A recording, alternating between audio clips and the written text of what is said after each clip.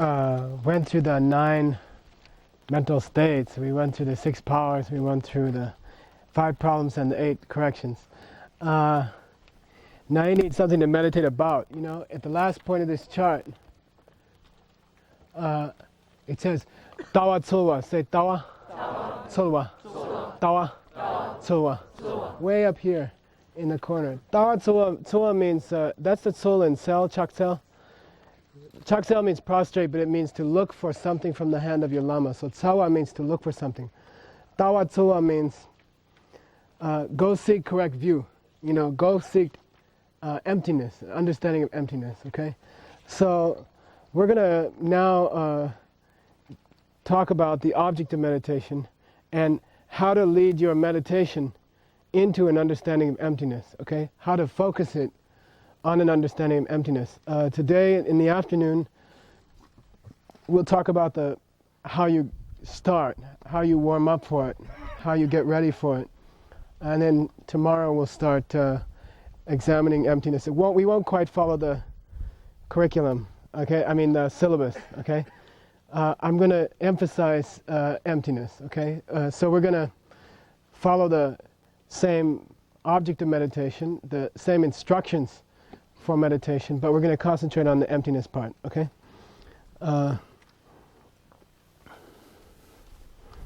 There are 3 kinds of meditation.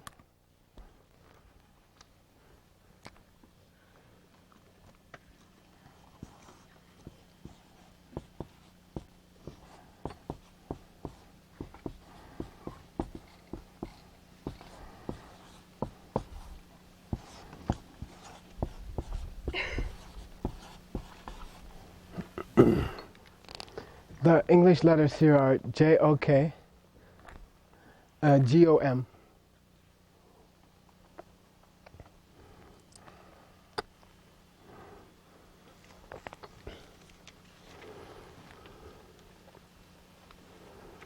By the way, we had a really nice sojong. Today is sojong, today is the full moon, and which is the monks and nuns purification. And they say when sojong is held in a place regularly, then the Buddha's teachings have reached there. That's the tse, or the measure of that. It felt really nice, and I hope we can do it more, okay? Say jogom. Jogom. Jogom. This is what you normally think of when they say meditation. Jog means to be fixed on an object, fixation. Gom means meditation. So jogom means a kind of meditation where you hold an object in your mind. For example, it could be a visualization of a lama or an angel, okay? Tantric deity. It could be emptiness itself, okay? And what it means is you are not engaging in a discussion in your mind. You are not reviewing something. You are simply fixing your mind on that object. With a visualization, you're trying to make it as alive as you can, okay? And with emptiness, after you've gone through some kind of process of thinking about emptiness, you're holding your mind on the result of that process, okay? And that's called jogom, okay? Fixing your mind on a single object and holding it there, okay? And that's what you normally think of when they say meditation.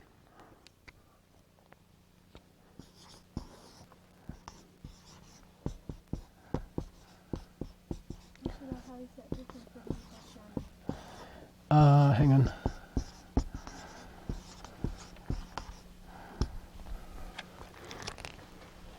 Hang on one sec, okay?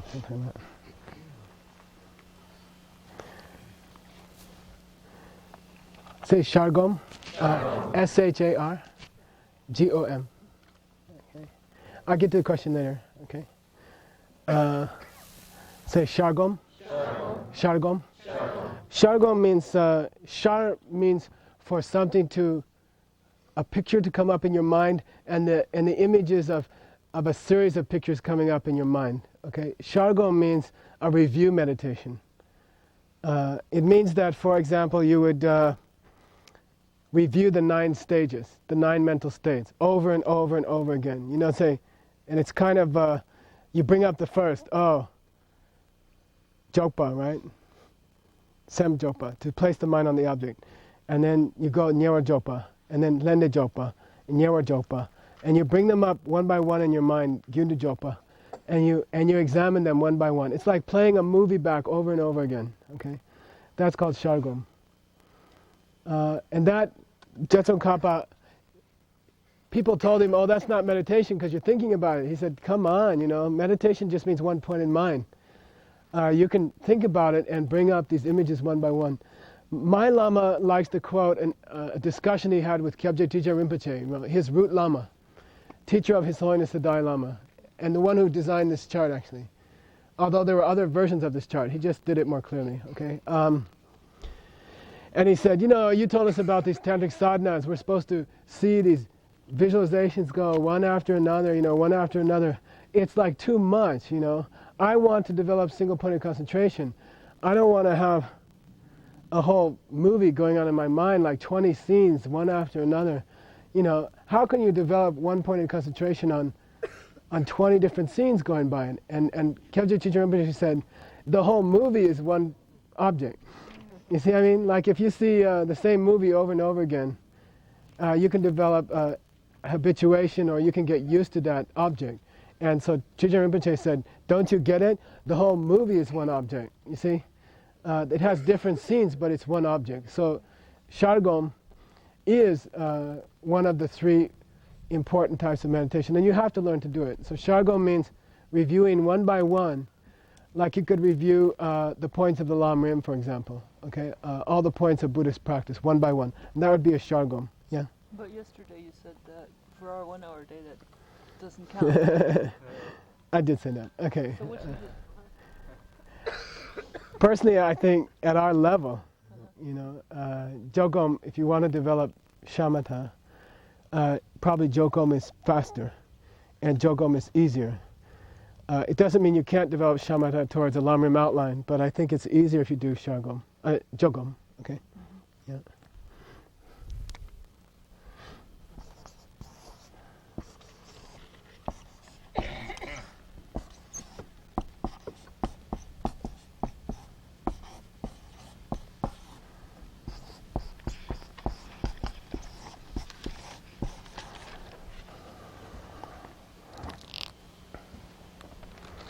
This is C-H-E-G-O-M.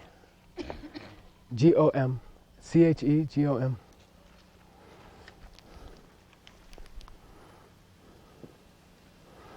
Say Chegom. Chegom. Che means to analyze something, to examine something, to tear it apart. And in the scriptures it says, normally, this is like problem-solving meditation. Problem-solving is probably a good translation for it. You take a problem in your mind, and you take the pros and the cons, a spiritual problem, and you put the pros here and you put the cons there, and then you fight it out, duke it out, decide which is correct, and this is called Chegom. For example, a good death meditation would be a Chegom, Over here you put the guy that says, you have plenty of time to practice, don't worry, average lifespan 76 years old, you're only 45, you've got 31 years left. And over here you have a death meditation state of mind that says, yeah, but do you know you'll hit the average, you know what I mean? And how do you know you're going to hit the average? And wait, what about that friend of ours that died when he was 20? And you know what I mean? And you let them argue it in your mind. This is very, very, very important. This is a very, very beautiful kind of meditation, because oftentimes a Lama will say something like, you have to practice today, or you have to meditate now, or that, and then your natural state of mind is kind of lazy, and it says, no, I have plenty of time, I have to do something today, I have lots of people coming today, I don't have time to meditate. One day out of a week won't hurt so much, and then you have to take that state of mind, and you have to take the other state of mind, and you have to let them fight for a while, and have them have a discussion. Let them have a discussion. Socrates with his students, a dialectic. And a lot of the books that are in the monastery are written this way. There's an exquisite book by the first Panchen Lama about emptiness. And over here is this guy that says, come on, emptiness means letting your mind go blank, watching your thoughts float by, just sitting there and not focusing on anything, you know. And then wisdom is over. I guess he's got a red suit and a tail, you know. And then over here is this nice shining little angel who's saying, no, no, emptiness has content, you know. You have to think about emptiness. There's a lot to think about in emptiness. It's not just spacing out or thinking about something black or watching your mind for a while or something like that. Come on, you know. And then they fight it out. They start to argue. And this guy gets more and more subtle, you know. He gets more and more subtle. And like he says, well, okay, I admit that we should meditate like that sometimes. But, you know, sometimes you have other things to do, and, you know, and then it gets more and more subtle. And the fight gets very, very cool, very, very intense. And that's a chegum, okay? Chegum means you let two guys come in your mind and just ask each other questions, okay? This is very good for practices that you have doubt about, you know. If you're not sure about some practice, like you hear some lama say, you should be doing this, you know, and then you have to go and sit down in your chair and discuss it with yourself, you know. And there's a special kind of obstacle to meditation that we're going to cover tomorrow at dinner.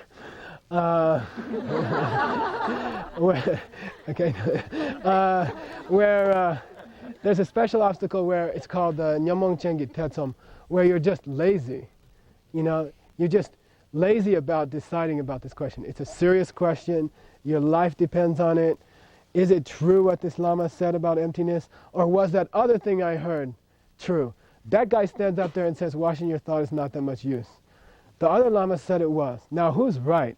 And you don't be lazy. Don't avoid the question. Your life is at stake. Okay? It shouldn't be just your first emotion about it. Debate it with yourself. You know, you got to find out which is correct, and let them do their arguments in your head. That's a good chegum. And it's very, very good for the practices you feel lazy about, you know. Or you think, I'm not quite ready for that. Or my Lama said I should do that all the time, but I don't think so. You know, fight it out in your mind. And if you find that you're not satisfied with the solution, go ask those Lamas, you know, what did you mean?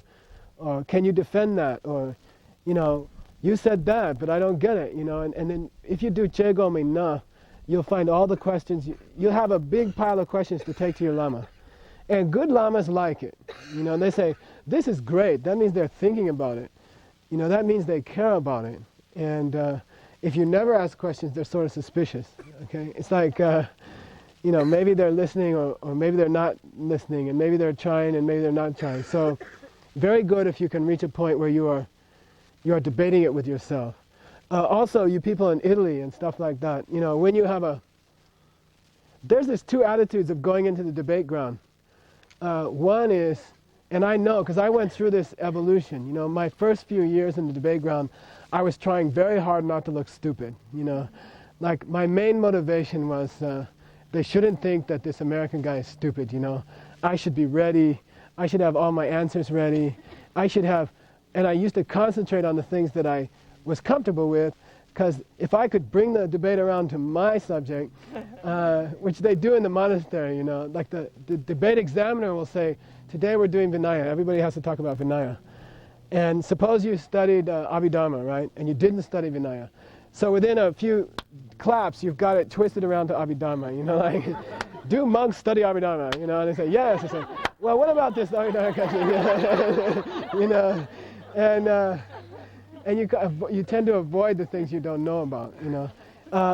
When you get more mature in debating and you have more self-confidence and you're not so self-conscious, then you seek out, you bring to the debate ground all the stuff you're not sure about, and you collect them together. You keep lists of stuff you're not sure about, and you go into the debate ground and you say, I want to debate emptiness, you know. This guy said I should watch my mind and watch my thoughts flow by.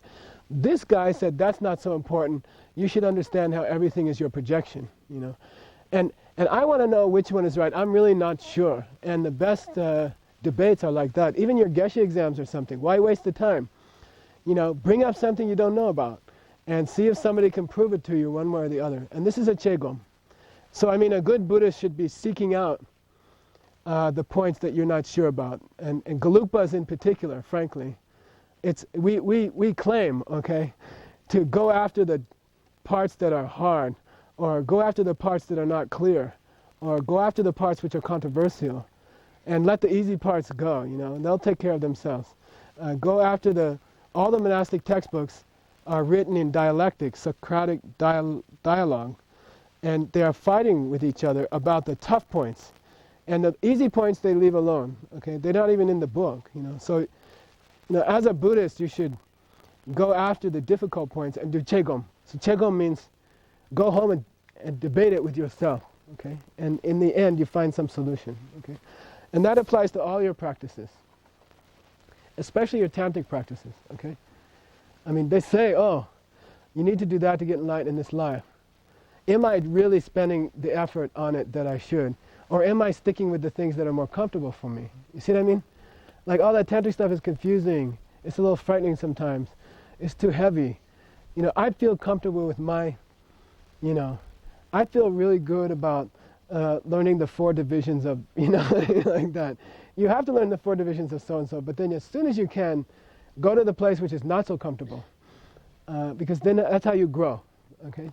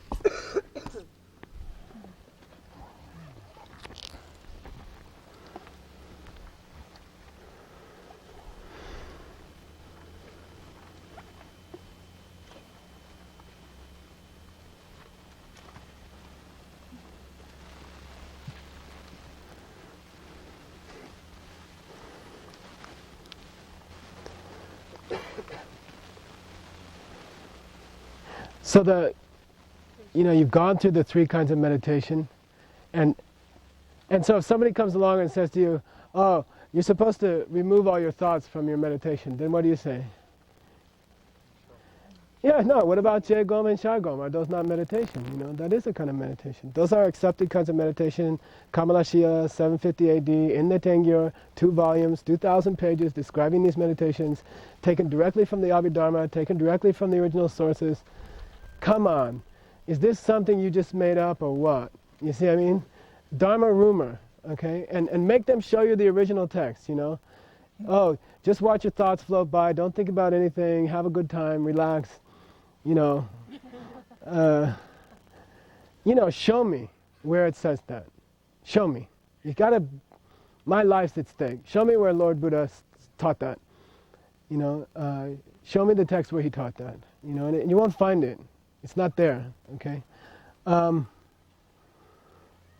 You have to find some authentic texts, and those are kinds of meditation, and they're very useful. And all of the texts from ancient India, all of them, all of the Abhidharma texts up to the Madhyamika texts, all the schools say tu sam gom. Say tu, sam, gom, sum.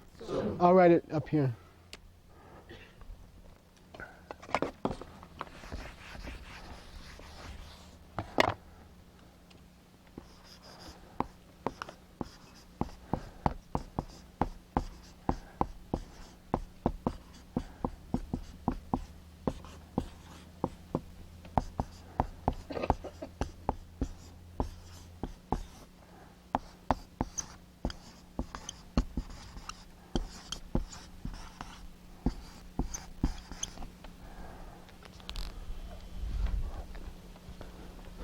In the English, it's T-U, S-A-M, G-O-M, S-U-M.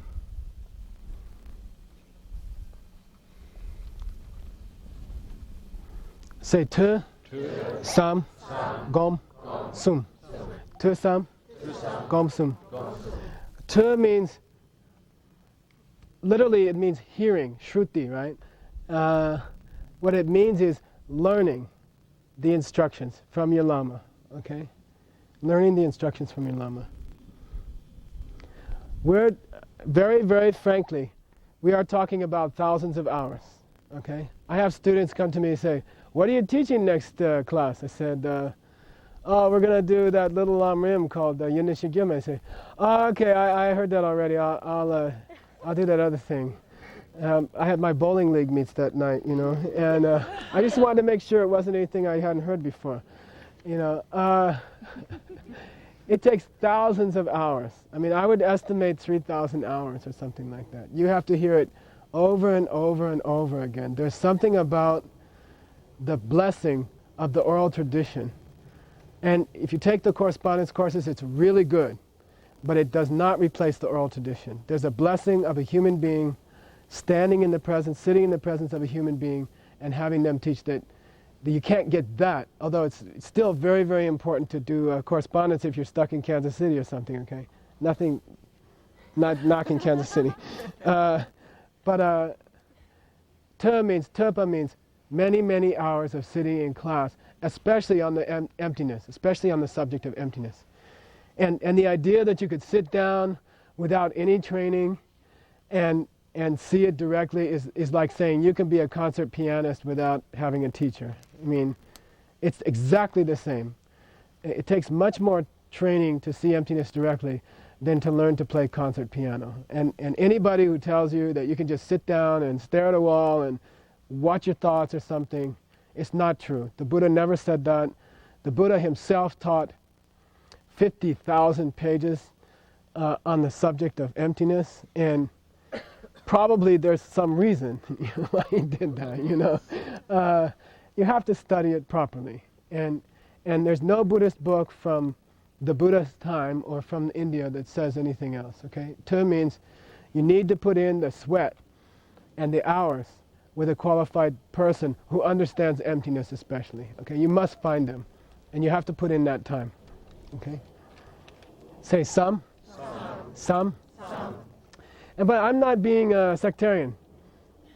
Bring the person to me, let them bring the book, you know, by the Buddha that ever said anything like that. And I'm not being sectarian, I'm trying to save people's lives, and my own, okay?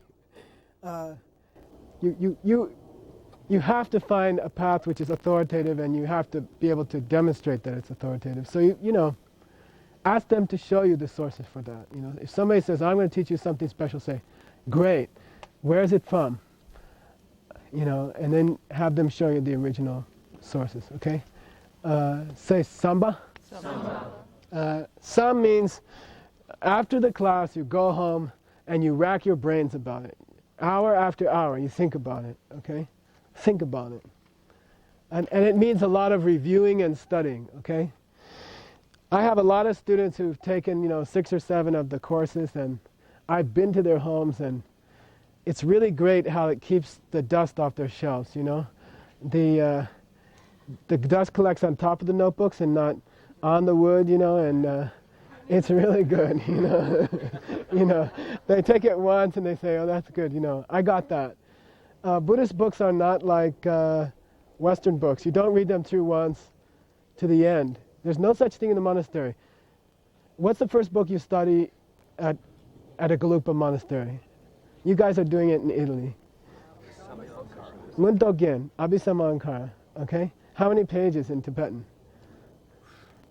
50. The root text, 50 pages, okay? The root text. Less if it's a pei ring, you know? They spend 12 years in the monastery on that, okay?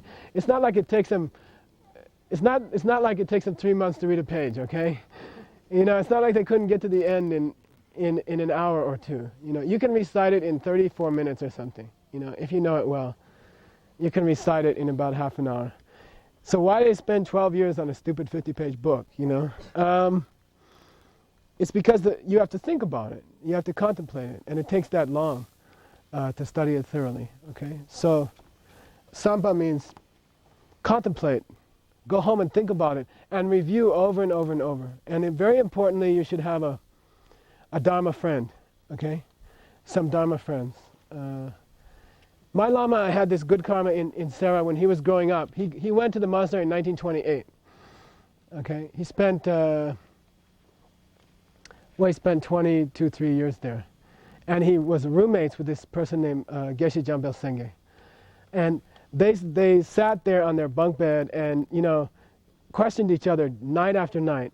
After everything was over, they would sit there, they would joke about, when my Lama taught us Abhidharma, we named all the weird people in the community there different. This guy was Skanda, this guy was Ayatana, this guy was, you know, and we learned Abhidharma like that by joking about it, you know, and to have a good Dharma friend and to continually question each other, continually help each other. Most Americans, and I'm including myself, you're kind of like competing with everybody else, you know, like, oh, maybe I'll learn it faster than them, you know, I should know it better than them, or something like that. If you can get over that quick and get into this cooperative energy with each other, you know, where you're helping each other, you know, you question each other all the time. Hey, what are the 9 states? Hey, what about state number 4, you know? I had Brandy, you know, she's already, the other day, a year after the Bodhisattva vow, she's like, Geshe-la, I'm having a lot of trouble with number 41. And I'm like, oh, that's really bad. What is 41? You know, and you know, if you're with other Dharma students, you're going to get this exchange. And very sweet. You know, help each other. Question each other all the time. Okay? I think some of my students in, what's that park? Union Square Park. Debating during their lunch hours, you know. They come down out of the skyscrapers into the park and argue with each other. And it's really good. Okay? Say Gomba. Go means meditation. Okay? Take the conclusions from your contemplation, go into a place and meditate on it. Okay? Why did I write this up here? The point is that the process of spiritual development depends on meditation, on what you've contemplated on, and what you've reviewed from what you heard spoken by an authoritative source, okay? And that's the method that you're going to use to see emptiness, all right? So we're going to go into a text on emptiness, and it's a logical presentation, and you start out by doing meditation on each point of it, okay? And that's a meditation, okay? So to say that's not meditation is a mistake, and there's no book from ancient India that doesn't say that. I can show it to you in many, many, many, many sources, okay? I can't show you a book that says, you know, come to the Dharma Center your first day, sit down on a cushion, think about nothing, and perceive emptiness. There is no, I've never seen a book like that. And I challenge you to show me one, if you think that, okay? This is the process since 500 BC, you know. Learn it from a qualified Lama, Guru, you know, think about it, review it at home, and then go into meditation on it, okay? So we're going to do this process. For the meditation, we're going to take Yundin Shir Gyurma. Say Yundin, Shir Gyurma. The English here is Y-U-N T-E-N S-H-I-R G-Y-U-R-M-A.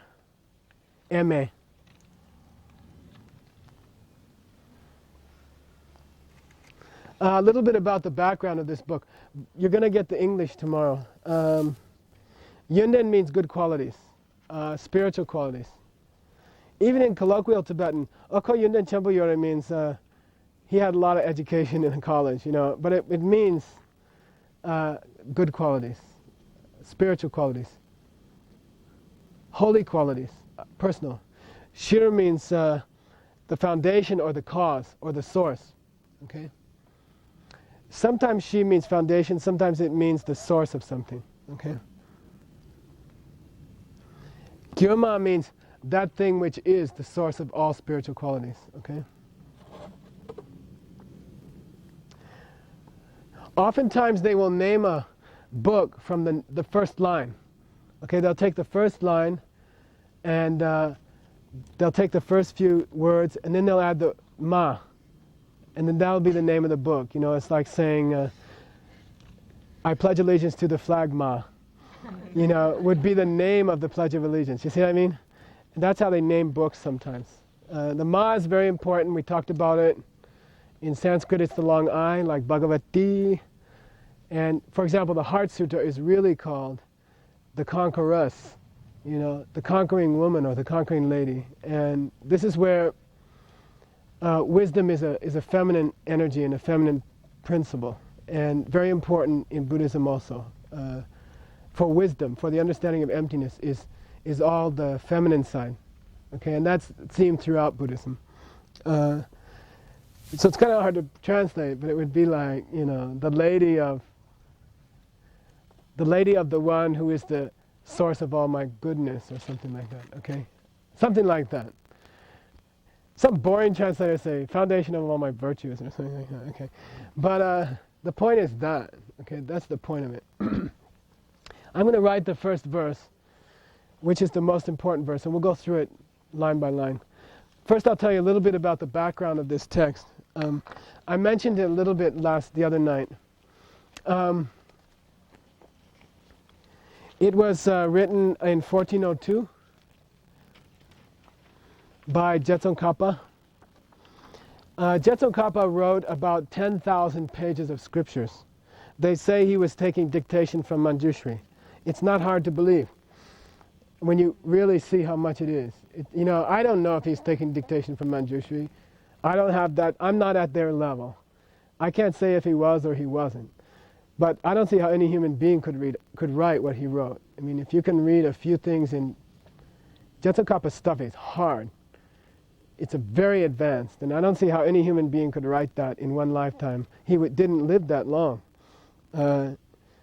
And he didn't write much of his lifetime, okay? People think, when they think about Jetsun-Kappa, they think he must have been sitting in his room at Ganden Monastery writing all day long, because 10,000 pages works out to a lot, you know. Actually, it's very interesting. He spent most of his younger life debating. He was a gunslinger. He walked from East Tibet to Central Tibet, debating every single monk he could find. You know, he was very precocious apparently, and you know, he was ordained in the east of Tibet at Kumbum, what later became Kumbum area, and then walked to Central Tibet to find his great teachers and study there. There's a beautiful set of tankas, 15 tankas, that summarize his life, and some of our students are translating those. They have little tiny writing on them, and they tell his whole life story. Very, very beautiful. So he spends most of his early life debating, and then he starts going into a lot of retreats, and one of his favorite practices was requesting the blessings of his lamas. When you do this gyujenge, that thing where you bring the lama up here, and then you feel them coming straight down, and you imagine this warmth in your chest and in your heart. He spent about half his time doing this, you know. People nowadays think this is kind of naive, or you don't need to do that much, it's more important to study hard, or something like that. People have heard about me explain karma. They say, oh, Michael Roach said lamas can't bless you, you have to bless yourself, so I don't have to do that practice. You know, it's not like that. He spent half his time meditating and asking other lamas for help, you know, in his mind and in his heart. You know, this guy writing 10,000 pages, building all the monasteries, major three Gelugpa monasteries, Sera, Ganden, Jebung, all built by him or his students, which eventually came to house 30,000 monks. He was a busy man, but he took time out, teacher of the first Dalai Lama, but he took time out daily. He spent many hours asking for the blessing of his lamas, you know, visualizing his lamas, bringing them onto his head, and bringing them into him, you know. So get this, like he's got this urge. He would wander around Tibet with his students, you know. He had a group of 20, 30 students, sometimes more, sometimes less. They walked around Tibet. In the summer, they'd go to the cool places. In the winter, they'd go to the warm places, you know. And they would have a Dharma party, and they would spend 10 days or 15 days. He would teach a text, they would debate it, they would have a nice meal, they would restore a nearby temple together, work a little bit, and that was his idea of a good time, and he did that for most of his life, just wandering around like that, having these beautiful teachings. And so one day he gets this urge, 1402, to go down and see Rajang Monastery. This is like one of the original Kadampa monasteries, founded by Lord Atisha and his student Dromtonje, okay? And he says, I want to go down and see this temple. They've been gone for 400 years by this time, okay? Atisha has been dead for 400 years. And Jetsun Kappa says, I'd like to go see Rajang. Maybe I can pick up some blessings there, you know? And he goes to Rajang, and there's this, apparently, I've never been there, but apparently there's a hill behind the monastery, and there used to be a beautiful image of Lord Atisha there on the hill. So he goes down to Rajang. He sets up his, they had sleeping bags and little tents. And he sets up his stuff down at the foot of the statue. And every day he goes out and he starts meditating in front of the statue and asking for the blessings of Lord Atisha. And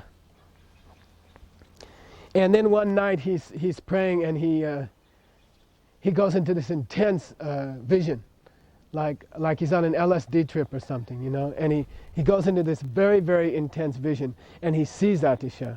And Atisha is talking to him, and then he sees all of the lamas who have taught the Lamrim back to the time of the Buddha. Don't think Lamrim is some Tibetan invention, okay? Lord Buddha taught it in a different form. It became to be called Lamrim when it reached Tibet. But he sees all of these holy beings, Manjushri, Chenrei Singh, all of them, Maitreya, everyone from whom these lineages have come down, and he sees them directly. And for a whole month, camping in front of this image by himself, he's in and out of this hallucination, like he's not eating much, and he's meditating a lot, and over these beings are coming to him, and he's having these intense visions.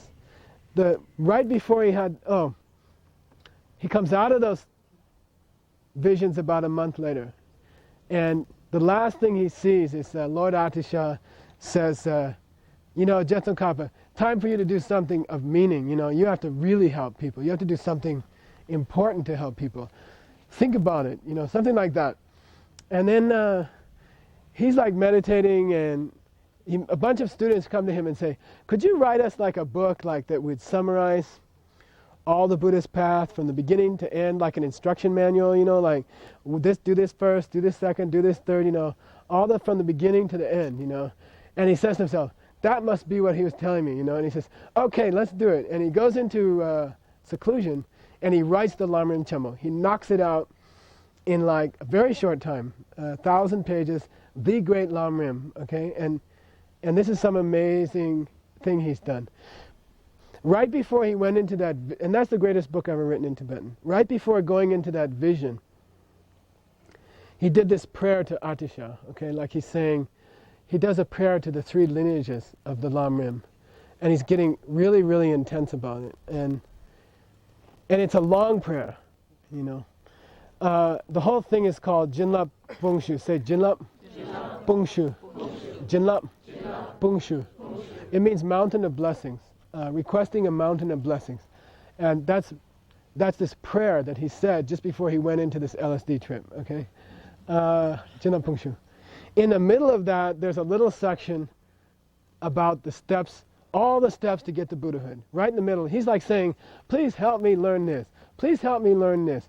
Please help me learn this. That's Yunin Shigyuma, okay? Yunin Shigyuma was cut later, hundreds of years later, it was cut out of the middle of this longer prayer, and it was called the source of all my goodness, or the foundation of all virtues, or something like that, okay? And so now you know the history of where it comes from, and you know what happened with it. Why did he name the Lamrim Chenmo the Lamrim Chenmo? We have tankas that show him finding another book that was written 200 or 300 years before him, called Tenrim Chenmo. Say Tenrim Chenmo. Tenrim Chenmo. This is by a Kadampa named Geshe Drolumba, okay? And in Jetsun Kappa time, it was rare. It was rare. This book was very hard to find. And we have a picture of him finding it. We have a painting of him finding it. And he taught it to his students, and he revered it so much that he took most of it and used it in his Lamrim Chenmo. And the book's name was Tenrim Chenmo. Okay, the great book on the stages of the teaching, instead of the great book on the stages of the path. Okay, and that book, I'll tell you more about that book later. We're going to talk a little bit about that book. So you know the history of this book now. You know where the book came from, and you know what the book did for him. The book is very often used as a warm-up to a tantric initiation. Okay, this text has very often been used throughout Tibet as preparing the student to give them a tantric initiation. So it's one of the only lamrims that goes into any detail about tantra, relatively. Okay, it goes right from sutra into tantra, and it gives you all the details you need to know to undertake a tantric initiation. We have a record of some teachings that Pabonka Rinpoche gave privately to a small group of students on this text just before he gave them an initiation. It must have been in the 1920s or something. It was written down later. It was carved, and it was kept privately, and it was not released with his collected works. Like, we recently got a copy of his collected works. It's 12 volumes. It's huge. It's not in there. And then the third Pabonka Rinpoche, who's in our college, in our house in Saramay, he gave me this text, and he said we could translate it and use it. So we're going to study that explanation of this text, okay? And it's very beautiful, very rare text, and a very sweet explanation of that text. So we'll be studying that. Take a break now, and we'll start the text after that, okay? Right.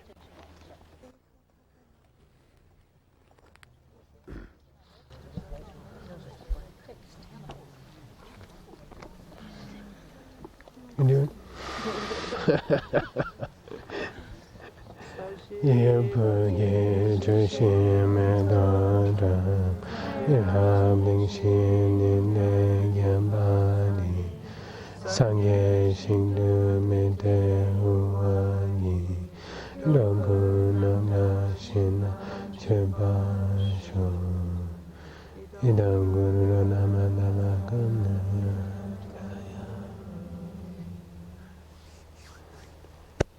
Okay, take a break. Balls in the morning. This was put together by Ani Pelma, who's here, and Rob Haggerty. Come on. He did most of the work. They collaborated on that. And how do they get a copy? It should be in your book. Should be in your book. If it's not in your book, talk to Anila. Okay. What do you mean books? What book? It's. Well, the books. We're going to give them out with the books. Oh, tomorrow afternoon when we discuss how to do the book, which we haven't found a name for yet. That'll be inside of there, okay? That'll be inside of there.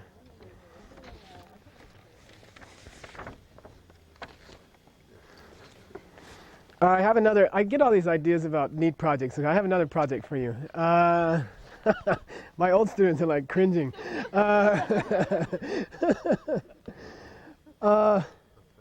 We raised some mullah for Land of Medicine Buddha with the posters. If you haven't taken a poster, you're welcome to take one, okay? Just come up and get one and just take it, okay?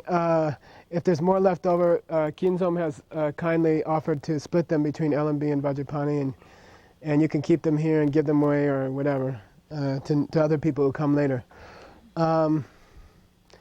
And then try to come to the dinner tomorrow night because it helps support Vajrapani. So I think we covered Vajrapani, LMB. Now, tomorrow, we brought 2 cases of this book. We translated the book that I was talking about, Pabonka Rinpoche's little book, and it has the Yinashigirma in it also. And it's that instruction that he gave before the initiation, maybe 50 years ago or something, 70 years ago. And I really wanted you to have it because that will be what you meditate on, okay? And somebody from New York with sunglasses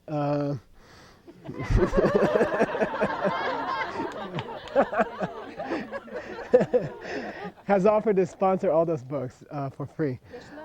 Yeah. Here for Tantra? Yeah. That's already covered. Oh, it's been paid for twice, actually.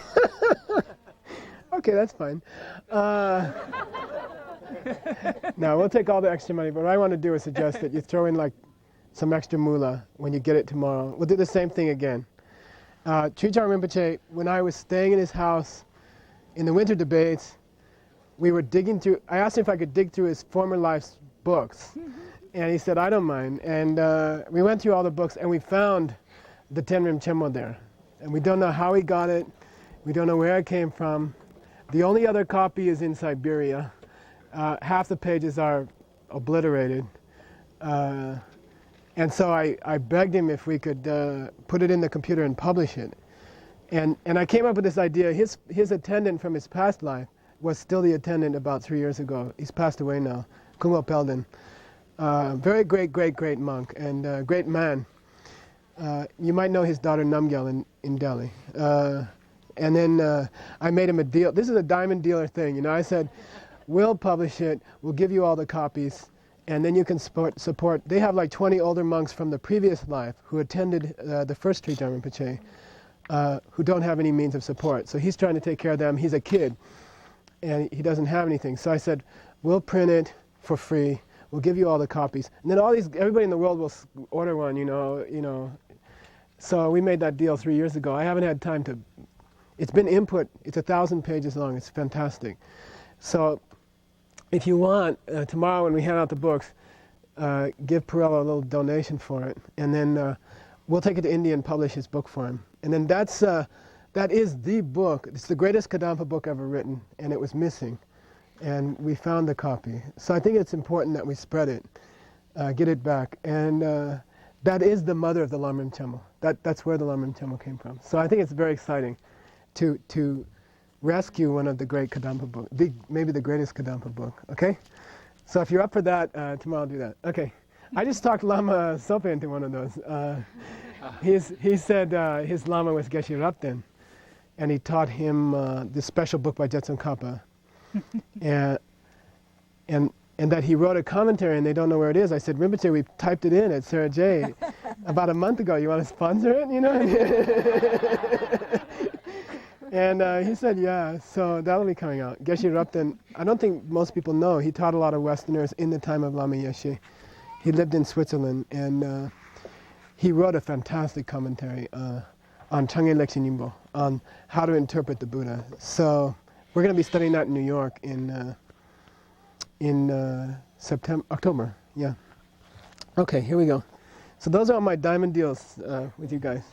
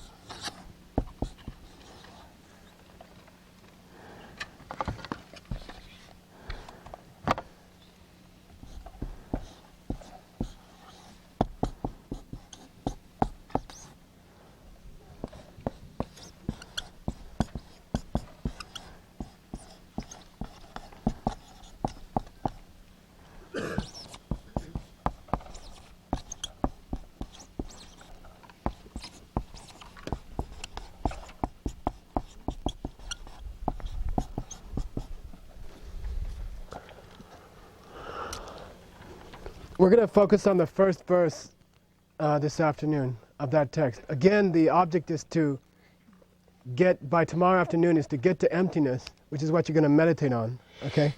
Which is what you're going to use this big gun on, all right? The English spelling is Y-U-N-T-E-N, Yunten. K-U-N-G-Y-I. S-H-I-R. G-Y-U-R, D-R-I-N-C-H-E-N, J-E, okay?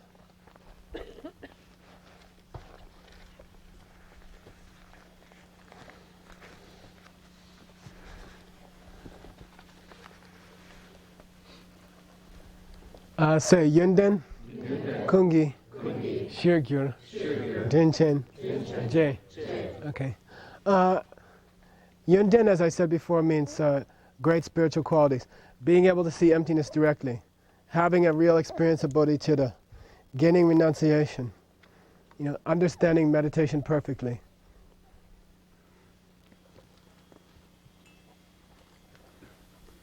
Kun means all of them.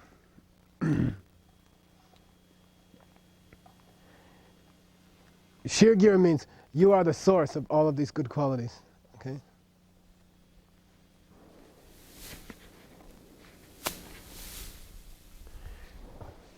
Jinchen means kind, very kind. Person who has kindness. Okay, Jinchen. J means Lord. Okay, Lord. Like Jet Tsongkhapa means Tsongkhapa the Great or Lord Tsongkhapa. Okay. This is the first step in seeing emptiness directly. Okay, like you can. This comes somewhere later, like 2/3 through the text, okay? How to get to this white elephant here, okay? It's probably a white elephant sale we had. But the very first step in seeing emptiness directly, and most people don't think so, they just think, oh, I have to go get through Jeffrey Hopkins' book, And if you're that persistent, probably you would see emptiness, It's not like that, okay? You need other kinds of, by the way, it's a great book. I'm not gonna say it's a very great book. Not talking anything like that. You have to. There are other conditions that you need if you want to see emptiness. People are always coming to me and saying, in this life, all I want to do is see emptiness directly. And I say, God bless you. Those are the sweetest words I ever heard. You got your priorities straight. If you don't do anything in this life, if you can just see emptiness directly, you're a genius. That's music to my ears, okay? The process begins with J, with the Lord. And, sometimes Tibetan books seem to be a little they seem to be a little too exaggerated for us. Sometimes if you read a biography of a great Lama in Tibetan, you could just switch the name and it would be somebody else's biography. At a young age, he showed extraordinary signs. His mother had great dreams. He undertook all the things necessary to become a great Lama, and he is the greatest Lama we ever had. And